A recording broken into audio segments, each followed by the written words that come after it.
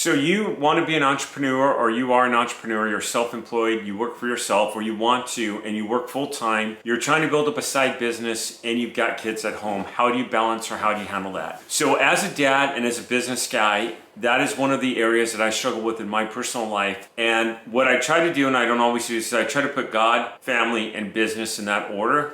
It doesn't always go that direction. A lot of times it gets reversed or mixed up. A couple things I do that I think helps out with my kids a lot, and I think every parent should step up into their own calling of being a parent. A mom's, dad's. And what I mean by that is America, our kids are being raised by strangers, and it bugs me. And as a business guy, it's really easy for me to love to work in the office, lock myself in, and just do work. I could get wrapped into and do that all day long and nothing else. And it's an area where I struggle with because I've got to be there for my family. Number one is I do weekly outings with my kids, which is very much fun. We go out and we scooter ride in the park. We go to the park, we play, we go and run up hills or something like that. But every week we have our family outing, which my two boys love, and it's us getting together. It might be for a little bike ride, scooter ride. There's a few parks, a few areas around us where we can do that. We also, in addition to that, it's during the summer, we swim every week at the lake. We just go down and there's a boat ramp right down, and it's like 3 minutes away from the house, and we jump in and we swim for about half an hour. And I go first thing in the morning. The kids love it. They have fun. It's on weekdays and there's never anyone there. A couple weeks ago, we rented out a wave runner and we took that out and just loved it. I had Noah out there, and it was super cool. I'll show you a clip of this. He was a little nervous, but it was a lot of fun.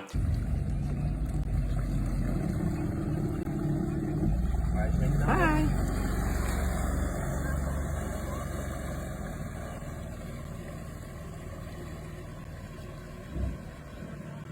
Looks nervous. What I'm going with is little things, having a nightly devotion with them before they go to bed, praying with them before they go to bed, being there when they wake up, picking them up from school, taking them to school. We do all that.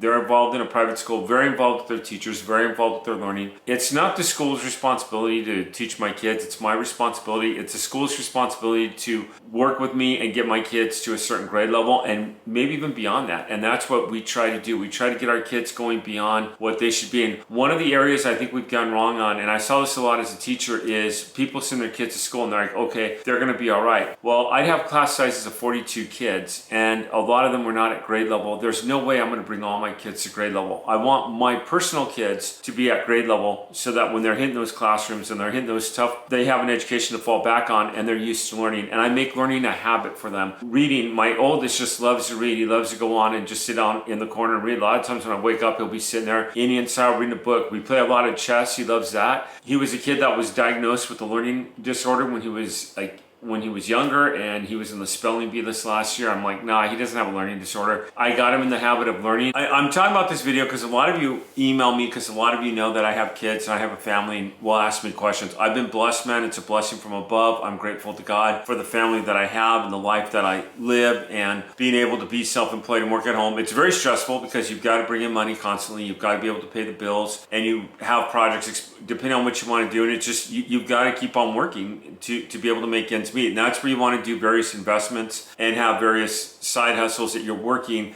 And when I say that, like surplus funds, I want to constantly be bringing in deals as well as investing in other projects that are bringing in income. You have to treat your business as important. One area that I work at that I try to do is I get up at 4 a.m. every morning, and then a lot of times I start my workday at 5, and by 10 o'clock, I'll be done with the majority of things I want to get done. My most productive time is probably between 5 to 7. Everybody's sleeping. Corporate America's sleeping. I get tons of work done in the office. I don't have my phone ringing. I don't have people bugging me. And even the day, I know how to work around some of that. I'm just answering some of the emails. I just recently got one asking me about family and how I balance out my family life. And that's personally me and who I am. Like I said, it should be God, family, and then your work life, or how it goes.